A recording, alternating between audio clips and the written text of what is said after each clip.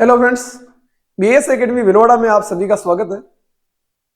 हमारा ये YouTube channel है जिस पर आपको सभी प्रतियोगिता परीक्षाओं की तैयारी करने में सहायता मिलेगी। इस चैनल को ज्यादा से ज्यादा शेयर करें, लाइक करें और सब्सक्राइब करें। आज अपन एसएससी जीडी के बारे में देखते हैं कि एसएससी जीडी में क्या योग्यता चाहिए, क्या सिलेबस होता है और कहां कहां आपको जॉब मिल सकती है और जॉब प्रेफरेंस क्या रखनी चाहिए आप लोग सभी को, इसके बारे में देखते हैं। एसएससी जीडी के अंदर अपन योग्यता ही देखें, अगर एसएससी जीडी में योग्यता ही है 10th पास। जिस भी स्टूडेंट ने 10वीं पास कर रखी है वो इसमें फॉर्म भर सकता है। योग्यता ज्यादा इसमें कुछ नहीं चाहिए, केवल 10वीं पास। कुछ वैकेंसी में 12वीं चाहिए, कुछ में ग्रेजुएशन चाहिए, इसमें केवल 10वीं पास। और 10वीं पास के साथ स्टूडेंट को 18 साल उम्र होनी चाहिए। अगर 18 साल उसकी आयु है और 10वीं पास है तो वो फॉर्म भर सकता है। तो योग्यता होगी आपके 10वीं पास और 18 वर्ष।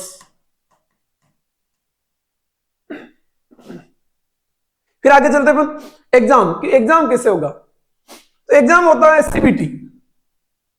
कैसे होता है? सीबीटी, कंप्यूटर बेस्ड, कंप्यूटर के आधार पर। ज्यादातर अपने पेपर आपके पेपर होते हैं जिनके अंदर कंप्यूटर बेस्ड नहीं होते अपना। जैसे राजस्थान के अंदर जितने भी पेपर होते हैं कंप्यूटर बेस्ड बहुत नाम मात्र के पेपर होते हैं, लेकिन केंद्र वाले पेपर ज्यादातर एसएससी वाले सभी सीबीटी होते हैं। तो ये सीबीटी कंप्यूटर बेस्ड होगा, कंप्यूटर पे ही आपका पेपर होगा। इसके लिए आपको पहले तैयार रहना कि कंप्यूटर पे आपको पेपर देना। फिर आपके इसके अंदर पेपर के बाद में अगर आप पेपर में पास हो गए हो, उसके बाद में आपके फिजिकल टेस्ट। उसमें पेपर में पास होने के बाद में फिजिकल टेस्ट। तो मेल के लिए 5 किलोमीटर है और फीमेल के लिए 1.6 किलोमीटर। इधर 24 मिनट है, इधर 8.5 मिनट। इसमें भी पास हो गए आप तो इसके बाद में होगा आपका मेडिकल टेस्ट। मेडिकल ये सब होने के बाद फिर फाइनली आपका होता है डीवी। और डीवी जब आपका कंप्लीट हो जाता है तो आप फाइनली जॉब लग जाते हैं। तो ये तो आपकी एग्जाम प्रोसेस हो गई कि आप सिलेक्ट या ज्वाइन कैसे करते हो। 10th पास, 18 साल उम्र होनी चाहिए, सीबीटी पेपर होगा कंप्यूटर बेस्ड, और आपका फिजिकल होगा जिसमें मेल को 5 किलोमीटर और फीमेल को 1.6 किलोमीटर दौड़ करनी पड़ेगी। इसके बाद अपन आगे चलते हैं। तो आगे चलते हैं तो इसमें हाइट कितनी चाहिए? तो हाइट चाहिए इसमें मेल के 170 सेंटीमीटर। इसके लिए जनरल, ओबीसी, एससी इनके लिए 170 सेंटीमीटर हाइट चाहिए और फीमेल के लिए चाहिए 157 सेंटीमीटर।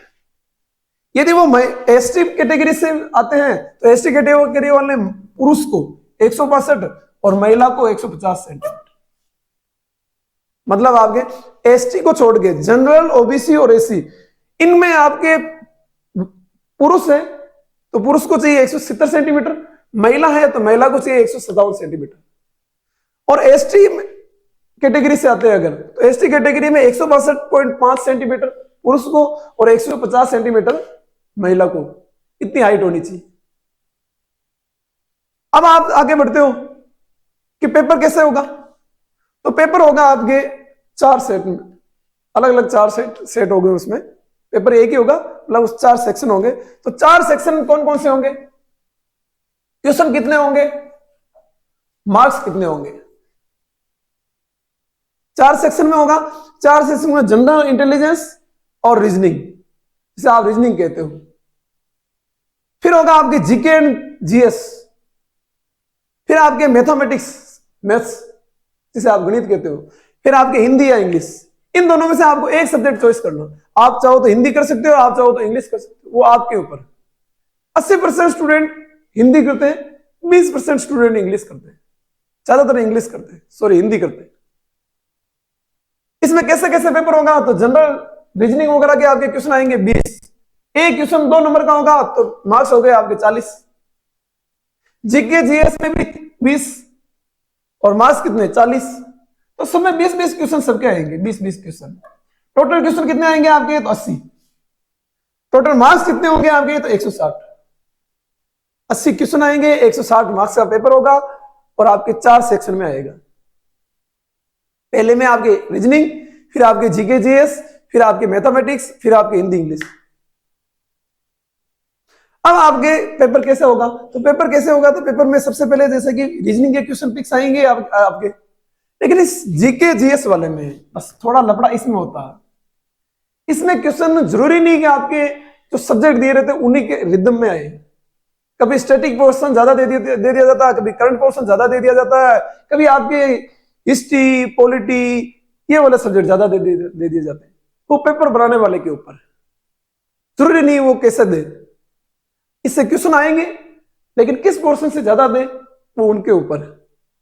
बाकी आपके मैथमेटिक्स सही है, और आपके हिंदी में इंग्लिश में से आपको एक करना है, इंग्लिश करो चाहे हिंदी करो। 80% लोग ज्यादातर हिंदी करते हैं। फिर आगे चलते हैं अपन, और इसके अलावा आगे देखते हैं अपन, तो इसमें पोस्ट कहां कहां मिलेगी। अच्छा, पहले अपन इसका सिलेबस देख लेते हैं, सिलेबस क्या है। हाँ, ये आपके नोटिफिकेशन है। इस नोटिफिकेशन में अपन देखते हैं कि ऑनलाइन आवेदन कब से शुरू हुए थे।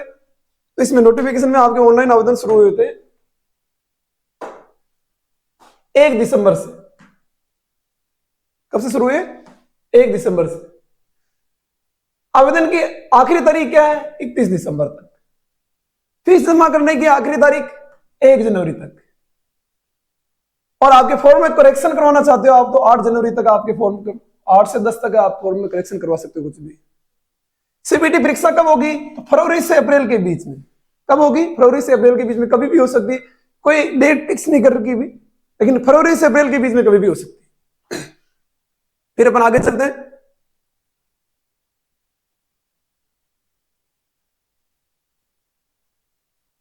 कहां चला गया?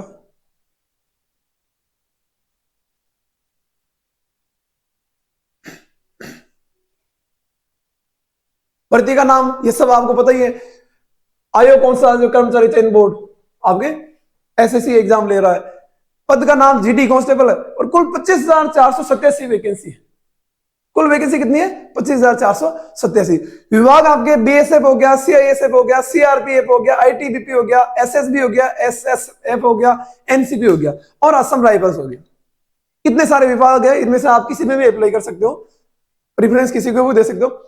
आवेदन ऑनलाइन होगा। शैक्षणिक योग्यता मैंने आपको बताई थी, 10th पास होगी। आयु सीमा 18 से 23।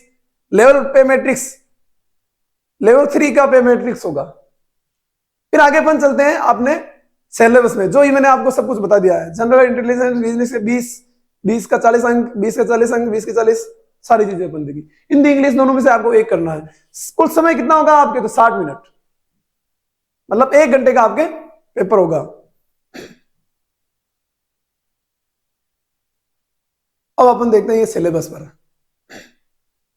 तो सिलेबस में आपके क्या समानता और भिन्नताएं, ये आपके आगे रीजनिंग, ये आपके आगे अब रीजनिंग, इसको देखते हैं अपन। रीजनिंग, एनालॉगी, सिमिलर, डिफरेंस, ये आप रीजनिंग में पढ़ते हो सभी। स्थानिक दृश्यकरण, स्थानिक उन्मुखीकरण, दृश्य स्मृति, भेदभाव। तो रीजनिंग आपके सभी आगे, अंकगणित, आकृतियों का वर्गीकरण, कोडिंग, डिकोडिंग, सारी नॉन वर्बल, ये आपके रीजनिंग में सारे आ गए। रीजनिंग के बाद में अगर अपन आगे बढ़ते हैं, तो रीजनिंग के बाद में आपका आता है सामान्य जागरूकता, जिसको अपन कहते हैं जीएस। तो इस जीएस में खेल से आएंगे आपके, जीएस में सबसे ज्यादा कहां से आएंगे आपके? खेल से। फिर इतिहास, संस्कृति, भूगोल, सामान्य राजनीति, संविधान, वैज्ञानिक अनुसंधान, आर्थिक बिजनेस। इस जीएस पोर्शन के अंदर अब सबसे बड़ी दिक्कत यह आती है कि कोई फिक्स नहीं होता। जरूरी नहीं कि पेपर आपके खेल से आवे, जरूरी नहीं कि आपके पेपर इतिहास से आवे, भूगोल से आवे, सामान्य परिचय से आवे, सामान्य भारतीय संविधान से आवे, फिक्स नहीं है। कभी भी किसी भी पोर्शन से क्वेश्चन कम ज्यादा हो सकते हैं। उनकी जमजा करंट अफेयर से ज्यादा दे दे, हो सकता है आपके खेल से ज्यादा दे दे, हो सकता है आपके इतिहास से ज्यादा दे दे, संविधान से ज्यादा दे। ज्यादातर क्वेश्चन आने के चांस रहते हैं करंट अफेयर्स और स्टैटिक जीके, ज्यादातर जीके। जीएस वाला पेपर के अंदर ज्यादातर क्वेश्चन स्टैटिक जीके और आपके करंट अफेयर्स से आते हैं। आगे बढ़ते हैं अपन, और अन्य सब्जेक्ट कौन से हैं? तो अन्य सब्जेक्टों में अपन देखते हैं, ये आ गई आपकी मैथ्स। मैथ्स वाले, मैथ्स के अंदर ये सारे टॉपिक दिख रहे हैं, आप स्क्रीनशॉट ले सकते हो आप लोग सभी। पहले ऊपर से मैं बता दूंगा एक बार आप लोगों को सभी को।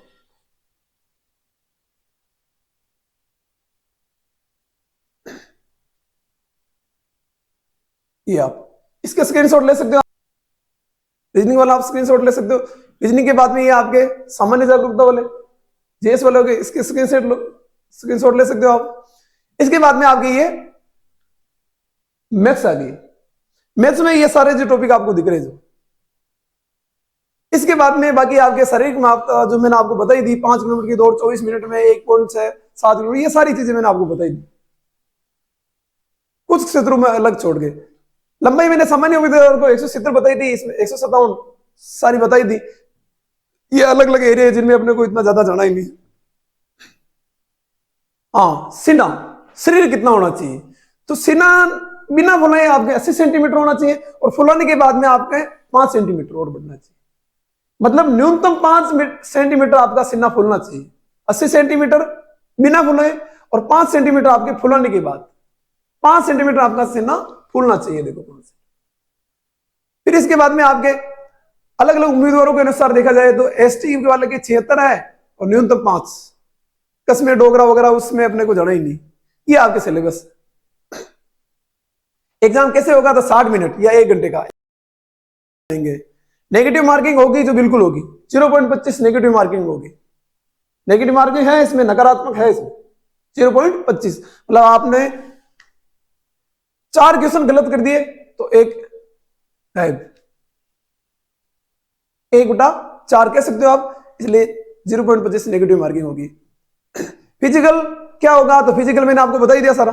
दौड़ कैसे होगी सारी बता दी मैंने आपको, हाइट सीना सारी चीजें अपन देख चुके। तो ये आपके एसएससी जीडी का सिलेबस है। अब एसएससी जीडी में अपन चलते हैं कि आप लोगों को प्रेफरेंस क्या पढ़नी चाहिए। एसएससी जीडी में अपन चलते हैं कि प्रेफरेंस क्या पढ़नी चाहिए, कि आपको फर्स्ट में जॉब कौन सी लगनी है और आपकी इच्छा किस में है और अच्छी कौन सी है।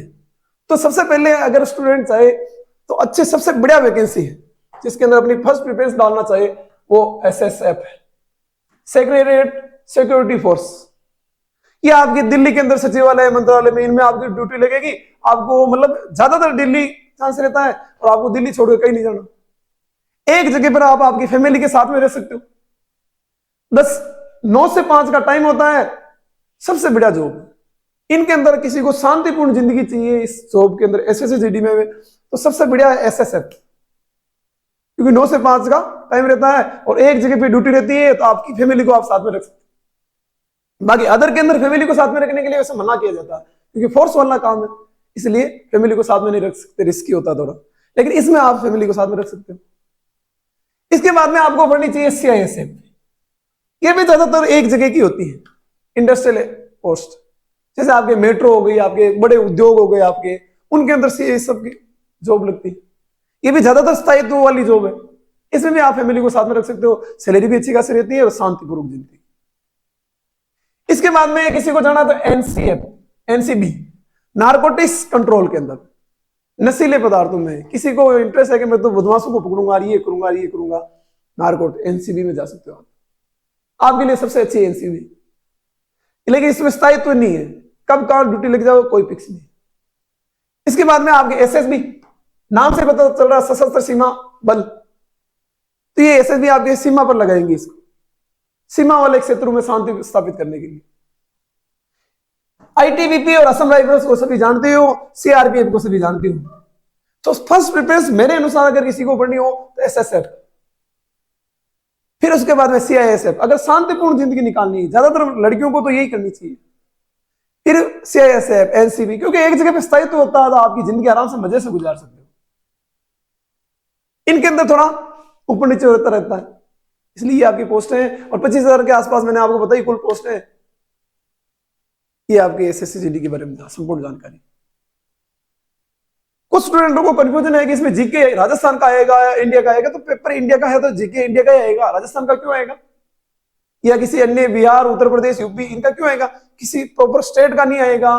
केंद्र सरकार के अनुसार केंद्र की ही भूगोल आएगी, स्टेट का सॉरी केंद्र का ही आपके संविधान आएगा, सब स्टेट केंद्र का आएगा, स्टेट का कुछ नहीं।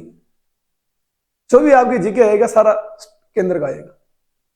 ये एसएससी के बारे में, एसएससी जीडी के बारे में जानकारी। इसके अलावा और भी कुछ जानकारी लेनी हो तो आप में कमेंट कर सकते हो। और वीडियो पूरा देखने के लिए बहुत बहुत धन्यवाद। लाइक करना, शेयर करना और सब्सक्राइब करना। Thank you.